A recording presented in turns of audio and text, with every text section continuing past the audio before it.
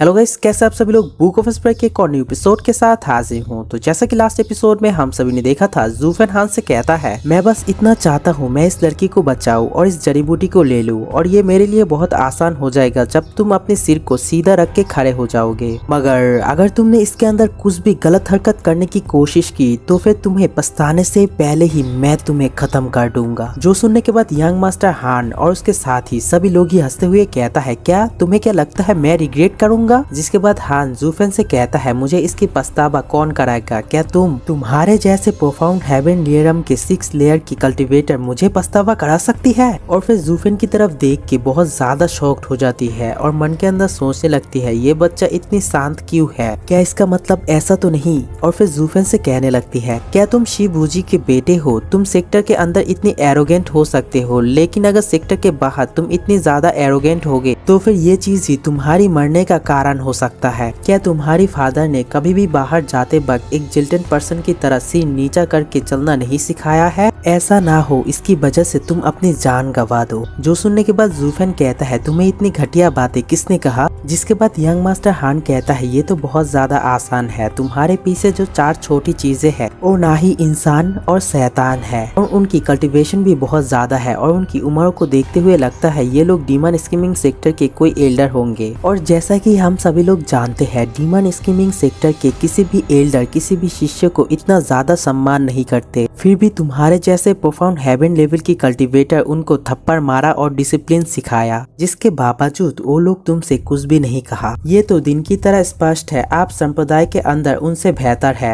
एक heavenly cultivator होकर भी रेडियन स्टेज एक्सपर्ट को धमकाना और डांटना ये तो केवल सेक्टर मास्टर की बेटे होते, या तो ये कभी भी मुमकिन ही नहीं होता। दूसरी तरफ मिस्टिकल हेवन सेक्टर के लोग आपस में बातें करते हुए कहता है इस लड़के की क्वालिफिकेशन और एरोगेंटनेस को देख के तो ऐसा ही लगता है ये जीबूजी के ही बेटे हैं। और दूसरा बंदा कहता है लेकिन हमने कभी भी उसके बारे में क्यों नहीं सुना? सच में डीमन स्कीमिंग सेक्टर के लोग तो बहुत ही अच्छी तरह से जानते हैं कैसे गुप्त रूप से काम किया जाता है। दूसरी तरफ ज़ूफेन मन के अंदर हंसते हुए सोचने लगता है स्थिति को जाने बिना अगर मैं भी यहाँ पर होता तो फिर ऐसा ही सोचता। आखिरकार जब एक प्रोफाउंड हेवन लेवल की कल्टीवेटर एक रेडियन स्टेज की कल्टीवेटर के ऊपर अपनी हक जमाता है और उसे कंट्रोल करता है, इसका मतलब तो सिर्फ एक ही निकलता है सेक्टर के अंदर उसकी पोजीशन उस रेडियन स्टेज मास्टर से बहुत ज्यादा ऊपर है, जो कि सिर्फ एक यंग मास्टर का ही हो सकता है। और फिर ज़ूफेन उस हर्ब्स की तरफ जाते हुए कहता है दुनिया में हर कोई लोगों को शक्ल से पहचानता है, लेकिन तुम लोगों की पहचानने की तरकीब भी ठीक है। इस समय के आधार पर ये ठीक है जब तक मेरा काम पूरा हो जाते है और तुम इसके अंदर दखल अंदाजी नहीं करते, मुझे इससे कोई परवाह नहीं होगी। जो सुनकर मास्टर हान बहुत ही ज्यादा चौंक जाती है और फिर कहता है अब मुझे पता चला जीबूजी के बेटे के बारे में अब तक मुझे क्यों नहीं पता चला है, क्योंकि वो किसी के भी लायक नहीं है। एक डीमनिक कल्टीवेटर होकर भी उसके अंदर कुछ भी डीमनिक ऑरा नहीं है, वो तो डीमन सोल सेक्टर के लिए एक कष्ट की तरह है। शायद इसीलिए शिबूजी ने अब तक किसी को भी अपने बेटे के बारे में नहीं बताया। जिसके बाद प्रिंसेस हान अपने एक आदमी को बुलाते हुए कहता है जाओ जाकर उस बच्चे को सबक सिखाओ। जो सुनने के बाद उसका बंदा भी कहता है ठीक है। इसी के साथ ही बड़ी स्पीड के साथ ज़ूफेन के ऊपर हमला करने के लिए आगे बढ़ता है और फिर ज़ूफेन के पास आकर जोर जोर से हंसते हुए कहता है मूर्ख लड़के, मेरे यंग मास्टर को अफेंड करना और उसकी लड़की की तरफ देखना, तुम्हारे तो सिर्फ यही अंजाम हो सकता है, मरना।